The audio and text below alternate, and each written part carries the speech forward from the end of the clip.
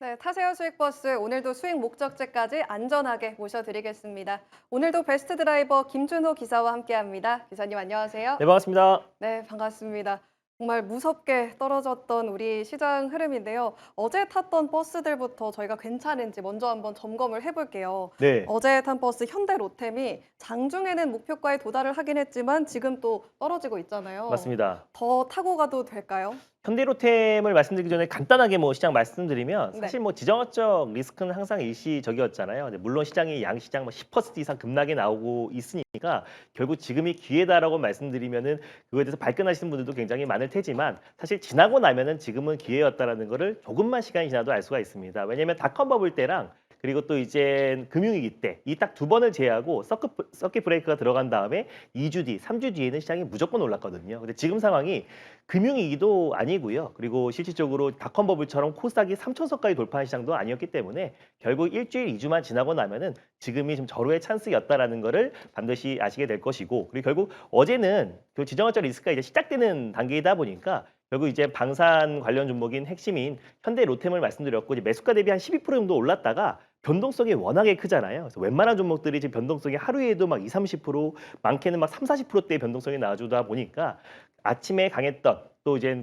방산주들까지도 낙폭이 좀 확대되고 있는 모습입니다. 그래도 다행히 어제 소개해드렸던 현대로템이 한 12% 정도 짧게 상승 흐름이 나와주면서 1차 목표가는 돌파했는데 다시 다 내려와 버렸잖아요. 그래서 저는 지금 가격도 충분히 매력적이다라고 좀 보고 있는데요. 왜냐하면 아직 지정학적 리스크로 인해서 올랐던 부분들이 다 반납을 한 상태이다 보니까 가격적인 매력은 클 뿐더러 그리고 K2M이 또 중동 국가의 또 K2 전차를 앞으로 수주할 가능성이 너무나 높기 때문에 결국에 지금의 어떤 가격도 신규 매수의 관점도 유효하다. 그래서 어제 말씀드리고 이제 반나절 만에 한 12% 정도 올랐지만 지금 가격도 매력적이고 그래서 목표가는 그대로 어제와 똑같이 26만 6천 원 말씀드리겠고요. 그리고 이제 손절가만 19만 원으로 하향해서 대응해 보도록 하겠습니다. 네, 현대로템 지금 구간에서 추가적인 신규 매수도 가능하다라는 전략 다시 한번 좀 체크를 해보고요. 어제 탄 또 다른 버스죠. TSE가 상대적으로는 덜 빠지곤 있는데 여전히 좋게 봐도 괜찮을까요? 네, 사실 오늘 코스닥 소부장들이 시장 대비해서는 굉장히 견고한 모습을 보여주고 있고 TSE뿐만 아니라 코스닥 시총 상위 종목들이 나름대로 시장 하락, 지금 시장이 12%대 하락이 나와주고 있음에도 불구하고 코스닥 시총 상위 반도체 소부장 기업들은 평균적으로 한 4, 5%대 마이너스가 나와주고 있다는 점을 놓고 봤을 때 사실상 지금 코스닥 활성화 대책과 그리고 또 이제 국민연금 펀드가 본격적으로 코스닥 시장에 유입이 된다고 했을 때는 반도체 소부장 중심의 어떤 상승 흐름이 강하게 유입되지 않을까. 그래서 삼성과 SK 하이닉스가 안정을 찾고 나면은 결국 반도체 소부장 쪽으로 수급이 확산될 수밖에 없다라 좀 보고 있고요. 또 그 상승을 견인할 수 있는 핵심 기업이 결국 리노공업이잖아요. 리노공업과 똑같은 사업을 하고 있는 TSE도 마찬가지로 빠른 속도로 회복할 수밖에 없다라고 보고 있습니다. 그래서 마찬가지로 지금의 가격도 너무나 매력적이고요. 그래서 목표가 그대로 99,000원, 그리고 손절가도 77,000원으로 또 새롭게 신규 매수도 유효하다라고 좀 보고 있습니다. 네, TS에 대한 관점도 다시 한번 오늘 체크를 해봤습니다. 1, 2주 뒤면 오늘이 기회의 장이었구나라는 걸 알 수 있게 된다고 하니까 저희 또 힘내서 새로운 버스들 타러 가보겠습니다. 이번에 첫 번째 버스 어떤 노선으로 가볼까요? 네, 역시나 첫 번째 버스는요. 거의 빨간 버스로 또 네. 힘차게 출발해 보도록 하겠습니다. 네, 이번 역시도 빨간 노선으로 가보겠습니다. 그럼 어떤 마을들을 좀 둘러볼까요? 네, 어제와 똑같이 지정학적 리스크의 수혜를 받을 수 있는 마을로 떠나보도록 할 텐데요. 육가마을 그리고 천연가스, 해운마을을 지나서요. 역시나 방산마을로 떠나보도록 하겠습니다. 네, 어제 들렀던 방산마을 다시 한번 또 둘러보겠습니다. 자, 그렇다면 우리가 탑승할 버스 번호 어떻게 될까요? 네, 오늘 첫 번째로 출발해 볼 버스 번호는요. 바로 272210 하나 시스템으로 출발해 보도록 하겠습니다. 네, 이번 탑승 버스는 한화 시스템이고요. 272210 버스입니다. 자, 승객분들 함께 하실지 확인을 해볼게요. 오늘은 어쩐지 좀 한산할 것 같다라는 네. 생각도 드는데요. 역시 비어있네요. 당연하다라고 보고 있습니다. 네. 근데 저는 왜 방산주를 다시 가져왔냐? 그래서 어디 현대로템의 후속주라 보시면 될 것 같고 사실 하나 시스템이 제가 아침 방송 일바장전에서도 했어요. 근데 하루 만에 이게 50%대 상승 흐름이 나와줬는데 그 상승폭을 다 반납하면서 사실 K 방산 수혜 기업들이 중동발 지정학적 리스크로 올랐던 부분들이 다 다 반납을 해버렸습니다. 그러다 보니까 하나 시스템의 어떤 자체 경쟁력만 본다고 하더라도 결국 중돈발 지정학적 리스크가 완화 국면 또는 이게 잘 협상으로 잘 타결이 된다고 하더라도 저는 하나 시스템의 지금의 가격대가 굉장히 매력적인 구간이다. 그래서 중돈발 지정학적 리스크로 강력하게 하루 만에 50% 올랐던 부분들이 죄다 반납해서 사실 오늘 하루의 변동성은 거의 40에서 50%의 변동성이 나왔어요. 그래서 장 초반에 급등한 걸 보고 추격 매수하신 분들은 오늘의 손실이 굉장히 클 수밖에 없는데 오히려 지금 신규 매수의 관점으로 본다고 했을 때는 지금의 가격이 전 너무나 매력적인 구간이다라고 좀 보고 있습니다. 특히 아랍에미리트의 어떤 이제 방공망이 결국 이제 확실하게 요격률을 95% 이상을 보여줬잖아요. 그래서 그 안에서 한국의 이제 천공2도 지금 이제 투입이 됐었었는데 실질적으로 지금 이제 LIG 넥스원이 천공2를 제작을 했고 그리고 발사되는 하나 에어로스페이스로 어제 이제 리뷰도 했었었는데 하나 시스템이 거기에 들어가는 레이더를 독점으로 이제 공급하고 있다라고 말씀드렸습니다. 근데 실제로 하나 시스템이 좀 더 매력적이다 보고 있는 거는 지정학적 리스크, 특히 이제 현대전에 가장 이제 핵심으로 떠오르는 게 우주 인터넷, 저궤도 위성 통신이잖아요. 그래서 실질적으로 스타링크가 이란 지역의 스타링크를 통해서 실시간 위치 추적뿐만 아니라 그리고 또 이제 전장에 있어서 핵심 자산으로 지금 떠오르고 있는 시점이다 보니까 저궤도 위성 통신에 대한 어떤 관심이 더욱더 높아질 수밖에 없고 정부의 강력한 육성 정책으로 이어질 수밖에 없다라고 보고 있습니다. 그래서 실제로 하나 시스템 같은 경우는 영국의 원액과도 또 이제 저궤도 위성 통신 관련된 협약을 체결하기도 했고요. 그리고 그 관련된 기술력, 단말기와 지상국 핵심 기술을 보유하고 있는 기업이다 보니까 이 부분에서 의미가 있고 그리고 실제로 이제 탄도미사일과 드론을 지금 퍼붓고 있는 상태잖아요. 근데 드론, 안티 드론 사업을 하고 있는 기업인데 그래서 그 안티, 무차별적인 어떤 드론 공격을 식별을 하고 무력화할 수 있는 기술력도 가지고 있는 기업이 하나 시스템이다 보니까 결국 현대전의 가장 이제 핵심이 될 수 있는 기업으로 떠오를 수가 있고요.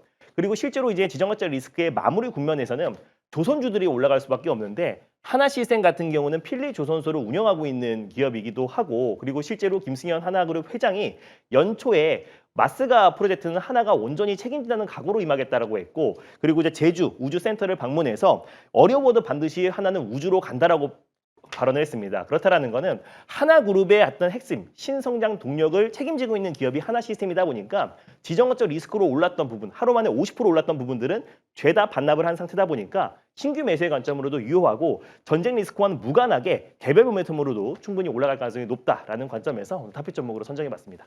네, 한화 시스템 워낙 변동성이 크다 보니까 탑승하기 좀 무섭다 이런 생각도 드는데 그렇다면 어디까지 같이 타고 가도 될까요? 이거 제가 어저께 아침에 이게 말씀을 드렸었는데 이날 상한가 언저리까지 들어왔고 오늘도 25%대 상승 흐름이 나와주면서 하루 만에 거의 50% 이상의 상승이 나왔었는데 그 상승폭을 죄다 반납하고 지금 마이너스 20%대를 지키고 있잖아요. 그래서 하루에 지금 변동성이 거의 50% 가까운 변동성이 나와주고 있는 상황입니다. 그래서 지정학적 리스크로 올랐던 부분들이 죄다 반납했다라고 보시면 될 것 같고요. 그래서 현재가 부근에서 편안하게 1차 매수로 접근하였으면 좋겠고 목표가는 13만 7천 원 라인대를 1차 목표가로 설정해 보도록 하겠고요. 손절가는 10만 6천 원 말씀드려 보도록 하겠습니다.